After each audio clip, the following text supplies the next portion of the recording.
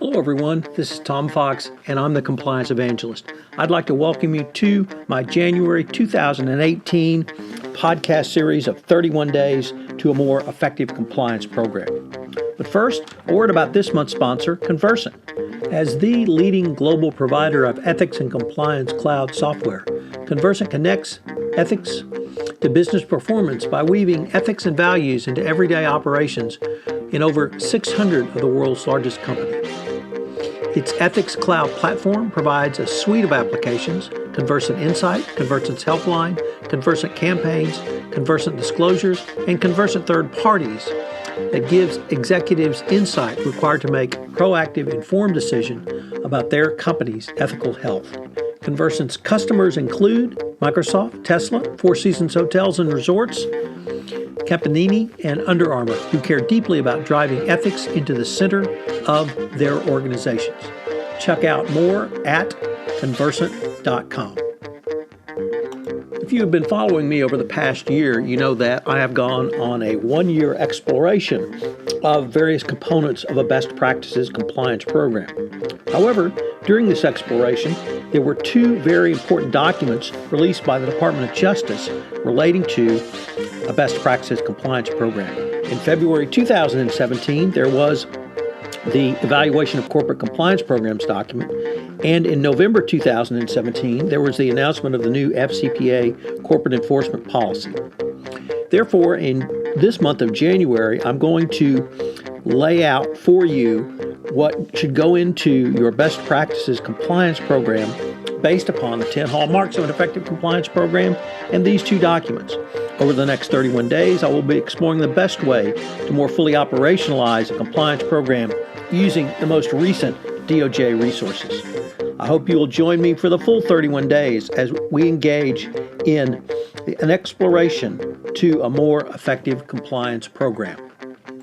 31 Days to a More Effective Compliance Program is a part of the Compliance Podcast Network. Day 21, Continuous Improvement in a Compliance Program. Under Hallmark number 9 of the 10 Hallmarks in an Effective Compliance Program, it stated, "Finally, a good compliance program should constantly evolve. A company's business changes over time, as do the environments in which it operates, the nature of its customers, the laws that govern its action, and the standards of its industry. In addition, compliance programs that do not just exist on paper but are followed in practice will inevitably uncover compliance weaknesses and require enhancements. Consequently, DOJ and SEC evaluate whether companies regularly review and improve their compliance programs and will not allow them to become stale."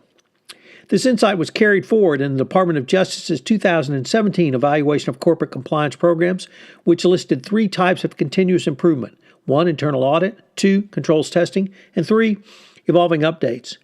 Each category was further refined with multiple attendant questions. Under internal audit, what types of audits would have identified issues relevant to the misconduct?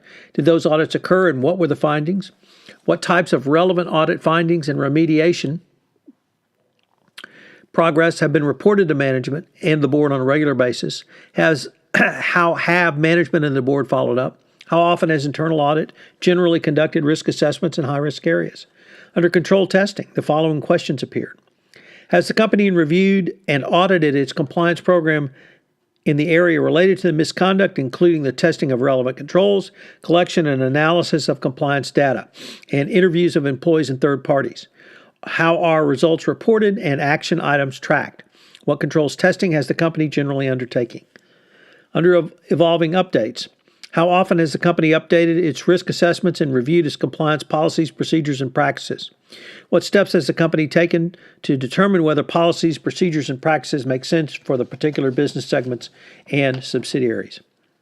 You must also keep track of external and internal events which might cause change to your business process, policies, and procedures.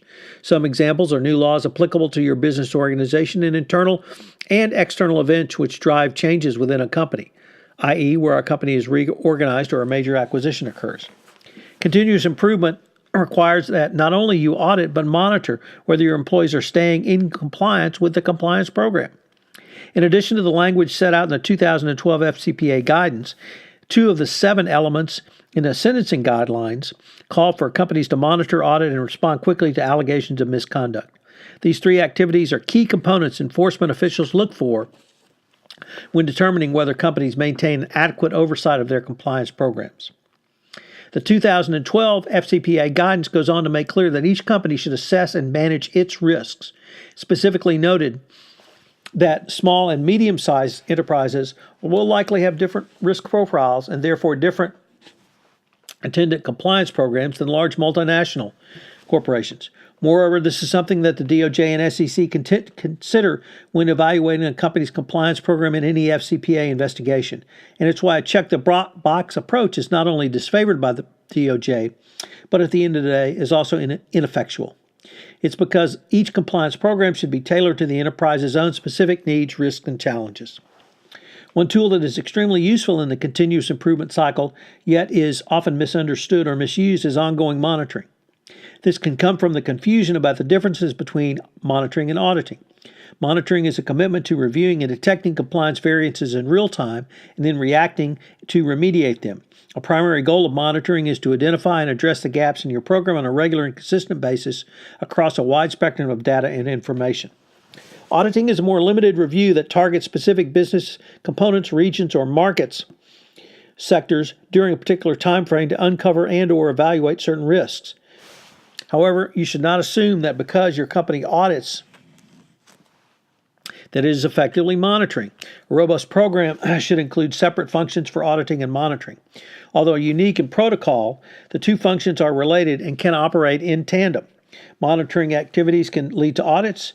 For instance, if you notice a trend of suspicious payments and reporting monitoring reports from Indonesia, it may be time to conduct an audit of those operations to further investigate the issue. Your company should establish a regular monitoring system to spot issues and address them. Effective monitoring means applying a consistent set of protocols, checks, and controls tailored to your company's risks to detect and remediate compliance programs on an ongoing basis. To address this, your compliance team should be checking in routinely with your local finance departments in your foreign offices to ask if they have noticed any recent accounting irregularities. Regional directors should be required to keep tabs on potential improper activity in countries in which they manage. These ongoing efforts demonstrate that your company is serious about compliance. It is the function of the CCO to reinforce the goals and vision of the compliance function, when assessing and updating are critical to an ongoing best practices compliance program. If you do so, you will put a mechanism in place to demonstrate your company's commitment to compliance by following through on the intentions set forth in your strategic plan. Continuous improvement through monitoring or other techniques will help your compliance program keep abreast of any changes in your business model compliance risks, allow growth based upon new and updated best practices specified by regulators.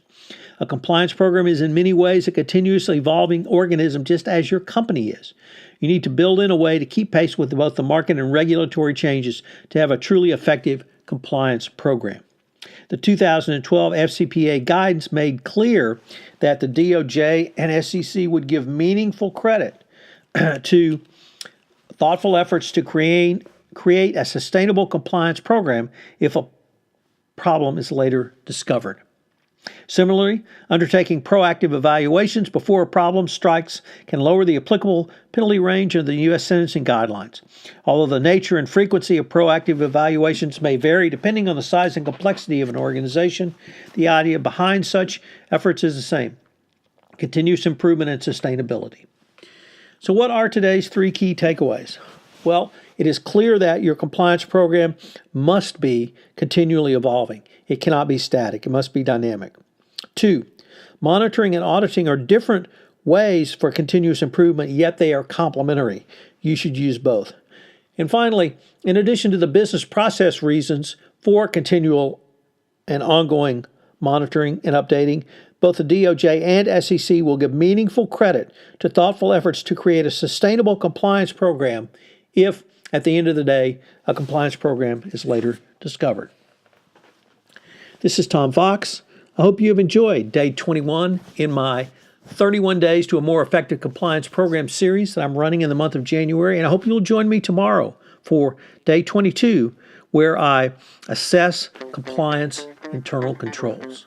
This is Tom Fox again. Thank you for listening to this episode of 31 Days to a More Effective Compliance Program, sponsored by Conversant.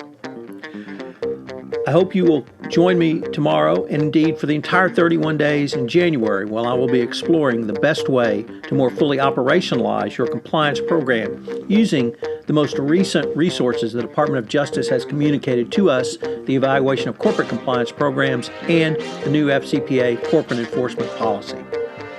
This is Tom Fox. Thank you again for listening. 31 Days to a More Effective Compliance Program is a part of the Compliance Podcast Network.